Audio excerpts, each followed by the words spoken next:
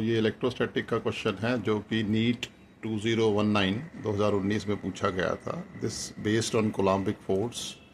इस क्वेश्चन में गिवन है कि देर आर 2 पॉइंट चार्जेस ए और बी जिनके ऊपर चार्ज प्लस क्यू और माइनस क्यू हैं, जैसा डायग्राम में दिखाया है। एक आर डिस्टेंस है उनके बीच में and the force is capital F.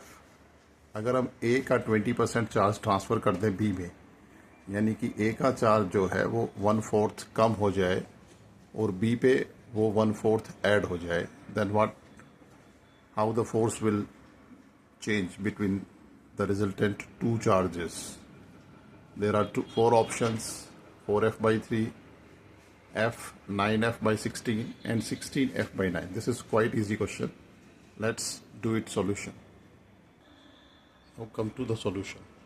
Case 1 में जो चार्जेस हैं वो q और माइनस q हैं, तो Coulombic force is f is equal to 1/4 pi epsilon naught QA into QB upon r square, that comes out as minus 1/4 pi epsilon naught q square by r square.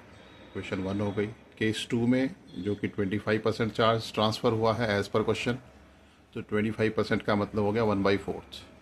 तो ए से B पे गया है तो ए में कम हो जाएगा, so the force becomes F dash, that is equal to 1/4 pi epsilon naught QA QB upon r square, because distance remains same, is equal to 1/4 pi epsilon naught. QA is q minus q by 4 and QB is already minus q, तो minus q plus q by 4, क्योंकि a से b पर गया है charge.